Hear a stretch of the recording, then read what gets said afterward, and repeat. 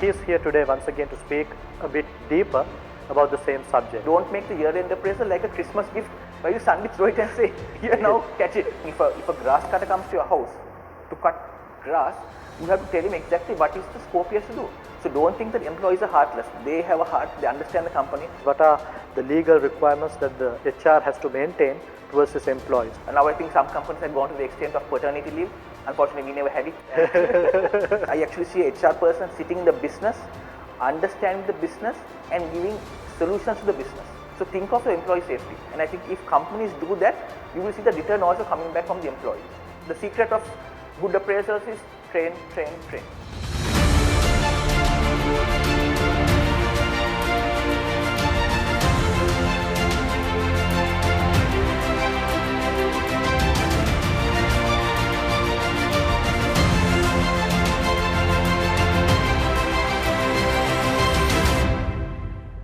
Blessed day to all of you. Once again, a warm welcome to Talks with Nalaka. As you know, Talks with Nalaka is a program where we speak about leadership and encourage you to be better in your journey as a leader. So as always, we have a special guest today, but he's not a stranger to us. He's the same person we had last week speaking about human resources, and he's here today once again to speak a bit deeper about the same subject. So thank you, Mr. Ronald, for coming and joining with us once again. So today we are going to go a bit deep and to give you some information about HR and some deep stuff about what the HR does. So let me start by asking, how do you complete a job description? For every employee, we must create a job description, and this is, I think, something very vague in the industry right now, and a person actually does not know what that person have to do. So how do you actually create a proper job description? Right. So to make it very simple, there is a simple format where you actually say who are you reporting to, who reports, who is your boss, how many employees do we have. That's a normal format, I think, which I think can be taken on the internet. But when you're looking at a person's roles, there are basically 4 roles. It has to be something to do with the customer, it has to be a process, it has to be something to do with people, and it has to be financial. Now earlier, I think HR maybe 20 years ago, they called this thing managing by objectives, which was actually people looked at only financial. But today, whatever we do, including you, including me, it has these 4 quadrants. So if you look at these 4 quadrants, the question is, what do I do, where do I spend my time? So for example, customers, how many customers do I meet? What is my goal? How many do I have to meet? And how many do I convert? Processes, how many processes do I actually get involved in? Am I involved in cost management? Very simple. People, okay, how do I train my staff? How do I develop them? How many people, what is my staff turnover rate in my department? All that. Then you look at, and then the financial. Right? Financial is probably the easiest measurable thing, but my advice is don't look at only the financial, look at the 4 quadrants. So if you look at all our roles in these 4 quadrants, I think generally you will get the full thing. And always I tell people, when an employee joins, make sure the job description is given. The worst thing that can happen is an employee joins, he's motivated, he's happy, and he comes with this everything, and then suddenly you put a job description and he looks at it and says, what is this, I never agreed to this. You have already lost the employee. So my thing is, when you give the letter of employment, make sure the JD is also given so that he signs the employment letter as well as the JD, and he knows on day 1 what my job is. But JDs can change. JDs will change, it can change, but it's with the discussion with the employee, and that is fine. But on day 1, the worst thing to have is employee has joined, doesn't know a job description, and then somebody suddenly this thing. So I think that's the way it needs to be done. Yeah. And in your experience, is this followed in every company in Sri Lanka right now? What is your experience, and what are the negative effects of that? Unfortunately, I mean, we talk about it, but unfortunately it doesn't happen in most companies. So when you talk of JDs, I think the most important, okay, I would say even forget the JD. Take a A4 sheet. What does the employee have to do? I mean, I don't know why it's so difficult for managers to explain that to the employee. Because what happens is this, when an employee joins, he has a lot of hope and expectations. In 6 months, you need to do a mid-year review on his performance. Now, when the mid-year review comes, people are all shocked. The employee is shocked, the boss is upset, he has to tell the employee that you didn't perform, but whose fault is it? It is at the beginning when we didn't tell the employee what your role is. So I'm of course saying be very clear, be transparent, and tell the employee this is your role. For example, I'm just saying if a grass cutter comes to your house to cut grass, you have to tell him exactly what is the scope he has to do. You can't tell him do this and then at the end of it say, no, I'll pay you only for this, therefore not this. You create a lot of confusion. So my thing is, get the JD right, talk to the employee. If you don't have a JD structure, it's okay, you can get it off the internet, but at least have the four quadrants in the 4 rows what they have to do, and I think you can actually change it subsequently. Superb explanation. And also another very debatable point is when it comes to evaluating the employees. I think it's a very tension period for employees and also the employer when it comes to evaluating. So what are the methods that you can evaluate an employee and how do you grade it? Just give us a brief introduction to that as well. So ideally most companies start their year in April, financial year. So the first thing I think is keep the company goals very clear. So for example, what does a company have to do? Don't have 100 things. You can't do 100 things, but you can do 5. Yeah. So the company has 5 big goals to do. Those goals need to cascade down to the employee. So let's say your head of sales, his JD, and you're bringing him goals. He has to do 5 things. Just focus on those 5 things.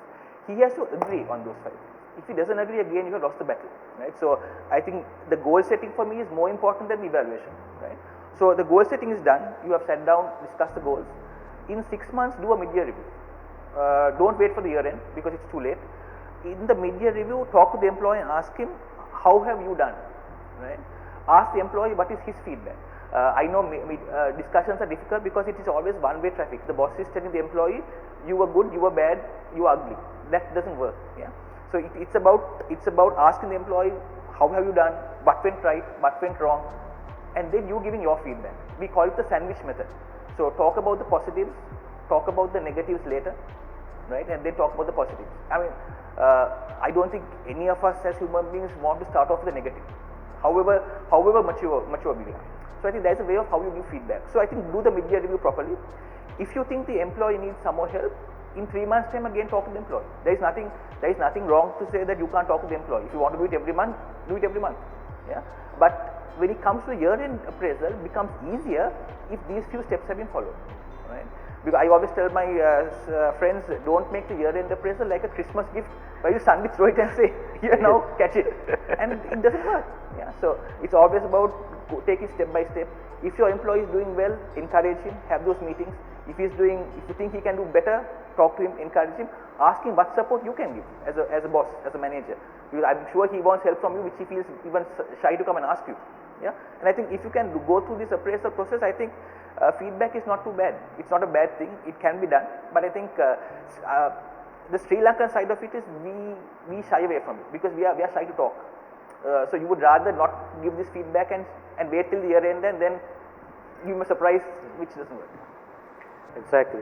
And also if you speak about this appraisal a bit, in between the mid-year review you were speaking and in between the final review for the year, in between, but how can the HR assist the employees? Is there any way, any methods or anything that the HR can do to help the employees to have a better review mid-year and also end of the year? I think all of us, including me as a manager, we need to be trained how to do that discussion, because to me the discussion is most important, because it's not about for example, I'll tell you, when you go into a room and have a discussion, how many of us are disturbed by our phones, right?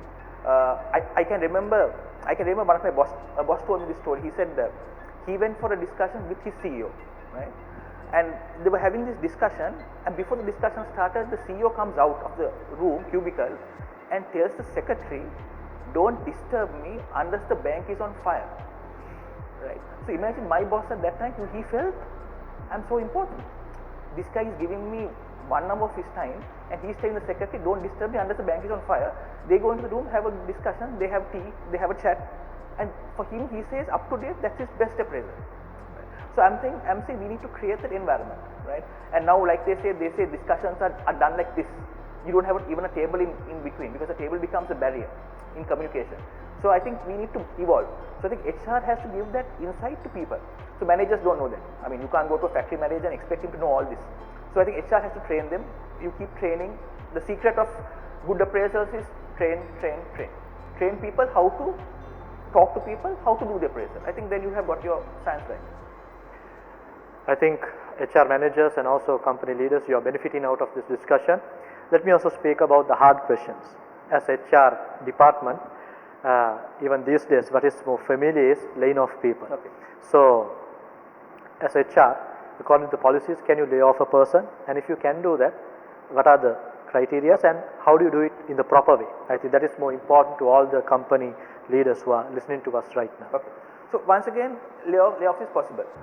In Sri Lanka, generally, if there is an issue and it goes to courts, unfortunately in Sri Lanka, courts tend to support the employee. So companies are a little scared of it. But once again, you need to understand the employee as well. So what I'm saying is there are two things you can do. So one is an employee can be discharged for bad performance or for fraud, right? But now example, let's start with fraud. Even if an employee does a fraud, I think there has to be a preliminary inquiry. You have to have inquiry, you have to have people there, you have to give a show cause letter, get his explanation and then dismiss even if it's a fraud. You can't look at a person and say, here you're fired. Right? I mean, we have watched TV shows that say you're fired, but that's only on TV. It doesn't work in reality. Yeah? So that can't happen. So I'm saying even if a person does a fraud, have a proper process. And today there is a proper process which is documented. Preliminary inquiry, show cause letter, explanation, all that is there. And there are also timelines, how much time you need to give your employee. So I'm saying follow that. Next, let's talk about performance. Performance also it can be done. But performance also you need to document it. So example, this year you talk to employee and say, sorry buddy, but these are good, but these things you have to improve, right? In 6 months time, it has to be documented that I spoke to him. And if I have documented evidence that I have done my best to improve this employee, I have given him options and still there is no improvement, I am sure the employee himself will say, sir, I will go home because I am not good enough, I can't manage this job. But you have to make it fair for the employee. So I'm thinking in all cases, I mean today talking about COVID, who have said let's take a salary cut? It's employees, right? Because they know the company. So don't think that employees are heartless. They have a heart. They understand the company. If a company is struggling today, all Sri Lanka, all the employees have said we will take a salary cut. It's not that the bosses said take a salary cut. So I think employees will also understand if you follow the process. But if you try to bulldoze your way, you're hitting against a brick wall. I think very important information, very especially for leaders and also HR managers. And also let me ask this question, what are the legal requirements of an organization towards its employees? What are the legal requirements that the HR has to maintain towards its employees? Yeah. Any so regulations? I'm saying depending on what company you are, you have to follow the Chopin Office Act, you have to follow the Wages Board. Those are the two acts that govern. Other than that, you have the EPF, you have the ETF, you have gratuity, right? Now some companies have to shortcut the circuit. I'm saying don't do it. If you have to pay your employee EPF, ETF, pay it. If you have to pay them gratuity, please pay it, because I think that's a due to the employee, and don't try to shirk those responsibilities. Then you have other things like even maternity leave, right? Please make sure that they get that proper leave. And now I think some companies have gone to the extent of paternity leave. Unfortunately, we never had it. So now companies are doing that as well. Today, I think for me the biggest thing is I think safety. I think companies have to look after their employees in safety. When I'm even talking of COVID. I mean, we saw stories in London where you had nurses and doctors working without face masks. So I think Sri Lanka has gone way ahead. I think we have looked after employees. Today, even if you walk in a shopping complex, there is safety. So think of your employee safety. And I think if companies do that, you will see the return also coming back from the employee. So I'm just saying, I work in hospital at Hemas, and today up to date, I can firmly tell you not a single employee has got infected by COVID because we have made sure that we look after them. So from the triage point, as you walk into the hospital, patients are checked. Employees are given proper attire. Hand washing is being told each and every day, right? So because you are doing all that, employees also feel that okay, I am being looked after. So these are things I think in today's context, I think for me the biggest challenge today is safety of employees, because I'm just saying if one of our employees gets sick with COVID, it affects a big number. Their families, their children, their parents. We all Sri Lankans we live with our parents, and if your parents get sick, it's even worse. Yeah. So I think for me today, yes, there are legal requirements which I spoke about, but I think for me safety today is number one. Number one. And also I'm going to throw in a hard question, a tough question. Speaking about these trade unions, company leaders and CEOs see this as a huge problem, a disturbance towards them. how do we manage this? Is this problem? How do you look at this problem, and how can a company manage this problem? Okay. So, in my experience, I was at HSBC, and HSBC had a union. Once again, I'm telling you, unions also understand the business, and sometimes they understand the business better than the CEOs. Right? And I would actually tell even managers and CEOs, if you actually have a concern with your profitability, and you want your employees to take a salary cut or do something, or say you want to reduce your overtime, which people don't like, I'm of course saying talk to the unions, show them and be transparent. As long as you are transparent with your staff and your unions, people will understand you, right? Because I'm saying we are going through tough times, and you know, if you look at numbers, they're saying over the next 2 years it's going to be challenging for any country. Tourism is going to get hit, our garments are hit, so many things. And today I think people are also flexible. Unions have become flexible, right? It's not just to walk out and stand on the road and hold a placard. They would do that in the last resort. So I think managers and there are a lot of companies where unions have supported the business.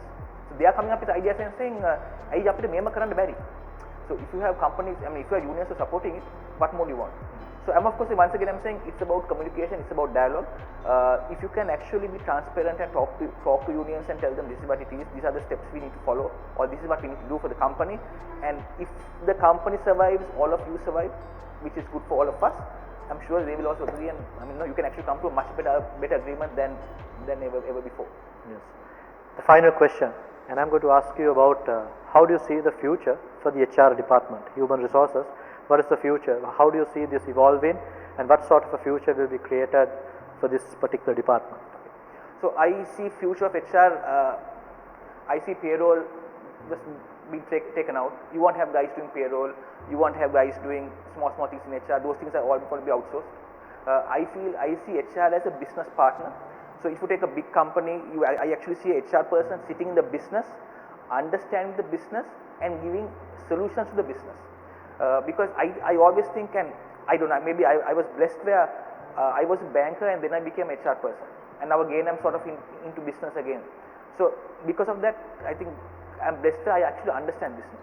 So my thing to the HR people is, don't think of yourself as HR person. If you are doing HR, go into the business. Tell your boss, I want to work 2 years in the business, and I'm sure he'll love it. Go work in the business, get your hands dirty, and come back to HR. You will be a much more effective HR person when you actually have learned the business. Today what happens is HR people probably don't know the business. So my thing is, learn the business. If you need to take a break from your HR thing, go into the business, do that, work there, come back, and then you'll actually become a better HR person. I see HR driving business. I don't see HR being just handling payroll and doing recruitment and all. That is, I think, is not beyond. You have enough and more outsourced companies who can do that. So I believe HR adding real value, looking at productivity, looking at indicators, looking at profitability. I see HR doing that, and I think that's where HR is going.